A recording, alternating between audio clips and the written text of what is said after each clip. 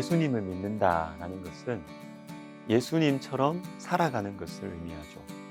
교회는 다니고 예배는 드리지만 실제 삶은 세상의 방식으로 살아간다면 깊이 고민해 봐야 합니다.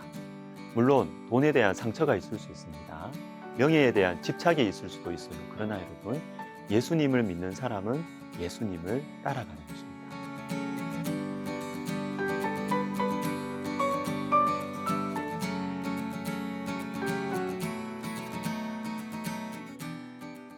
한 가지만 생각해 보겠습니다. 하나님 백성의 인생관이에요. 오늘 본문 2절과 3절을 보시면 하나님 백성들을 가리키는 두 개의 표현이 나옵니다. 하나는 양, 하나는 전쟁의 준마입니다. 양같이 유리하며 3절에서는 그들을 전쟁의 준마와 같게 하리니 양이 전쟁의 준마가 되는 것입니다. 연약하고 미련한 양이 강하고 민첩한 전쟁의 준마같이 될 것입니다. 근데 어떻게 이런 일이 생길까요? 그 비결이 세 가지 나옵니다. 첫 번째, 하나님께서 돌보시기 때문입니다.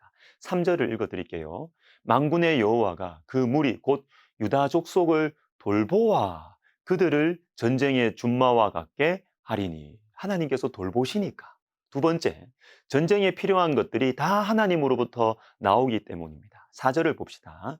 모퉁이 돌이 그에게서, 말뚝이 그에게서, 싸우는 활이 그에게서, 권세 잡은 자가 다 일제히 그에게서 나와서. 자, 전쟁에 필요한 강력한 지도자, 권세 잡은 자, 그리고 여러 무기들과 장비들이 그에게서 하나님으로부터 나올 것입니다. 그렇기 때문에 연약한 양이 준마가 될 수 있는 것이죠. 마지막으로 5절 뒷부분을 읽어드리겠습니다.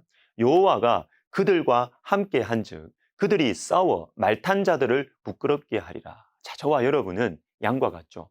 연약하고 미련하기까지 합니다. 그러나 우리가 전쟁에 능한 강하고 민첩하고 지혜로운 말이 될 수 있습니다. 왜요? 하나님이 돌보시면, 하나님이 함께 하시면, 하나님과 함께 있을 때 가능하다는 것이에요.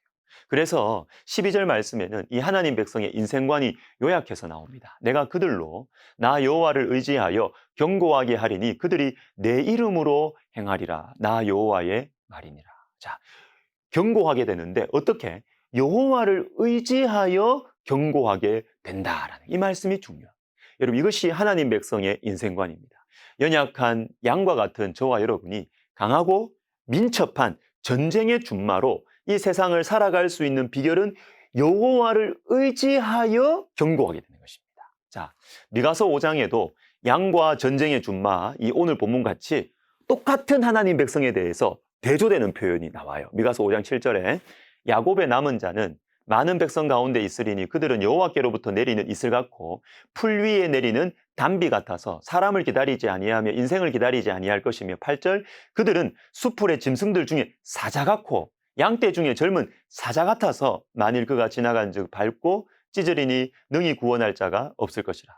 자, 이 남은 자 하나님 백성들인데요. 이 남은 자를 비유로 설명을 하십니다. 첫 번째, 이슬과 단비 같다. 그런데 사자와 젊은 사자와 같다라고 말씀하십니다. 여러분, 이슬과 사자, 이게 연결이 됩니까? 그런데 여러분, 왜 같은 존재를 보고 이슬 또는 사자라고 하느냐? 초점이 달라요. 이슬과 단비를 설명하시면서 여호와께로부터 내리는 이슬 같다. 즉, 사람을 기다리지 않는다. 즉, 뭡니까?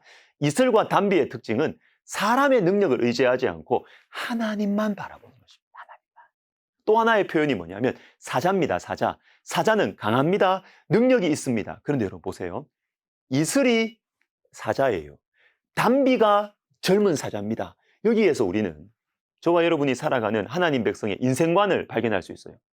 여호와께로부터 내리는 이슬과 단비, 즉 사람을 의지하지 않고 하나님만을 의지하는 이 사람들이 언뜻 보면 바보 같고 무능해 보이지만 이 사람들이 강력한 사자라는 것입니다.